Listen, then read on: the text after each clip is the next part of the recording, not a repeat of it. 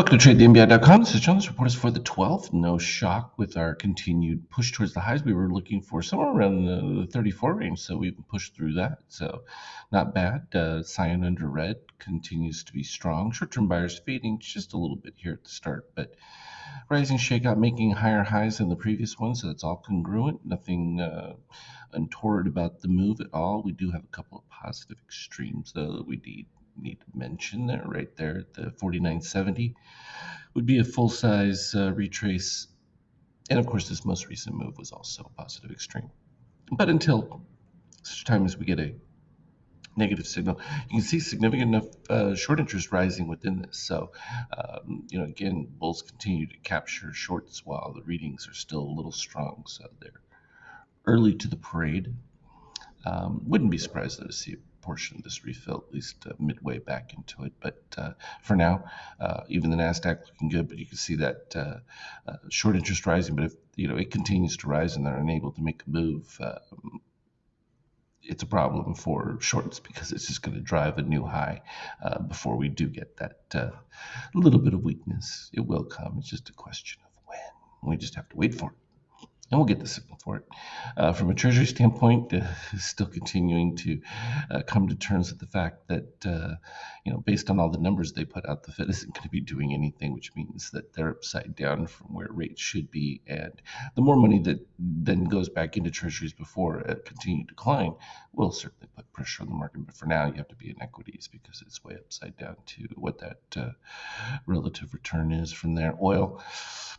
Let's continue to going the wrong direction. We do get a brief indication of a potential short move with rising MBI white and dip back below. We'll see if that follows through throughout the day. But if this continues to put pressure, it even puts odds of rate cut further and further away, because it just isn't going to happen with rising inflation. They're not going to do it.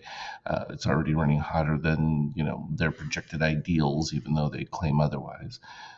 So they have to balance that in between the two.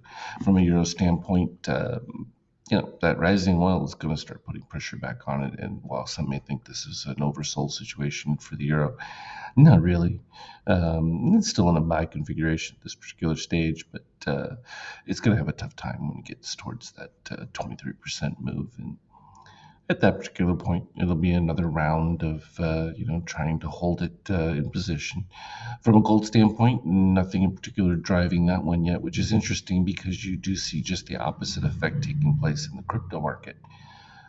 Strong move because the recognition is that they don't have a handle on this inflation, and the situation isn't any better, and you're going to have more serious situations with gridlock in that will potentially cause some problems. And of course, it's election year, and there's just, like we said, the sell pressure had vacated, and so the push back towards the upper 50s in that, I think, is definitely within the range. From an ETH standpoint, catching up likewise. So now they're starting to move in tandem. It's a little bit further accelerated here from a ETH reading standpoint.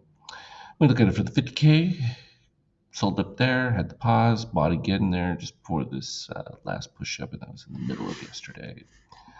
That's all fine. It's a safe one at this point because oftentimes when you start to get that peak, you get that fill back coming back in. So the program was not wrong there. It just wanted to wait for confirmation that we weren't going to see, because oftentimes we'll get this little pop up and then it just fades all the way back and gets the fill in there. But we do know what the positive extremes are. They start right on this bar right here to the 95 range. So you have that one and the daily at the 70. I have to wait for sell configurations to do that, and you can see that from the early morning there was the pop-up. It all faded back, filled in nicely, which was actually quite healthy in the pre-market, so that it allowed the move that took place during the day to be quite solid. And Asian market has just opened, so that's the long and the short of it for now. As always, anything relevant I will put on the Skype chat. Have a good one. Trade well. Talk again later.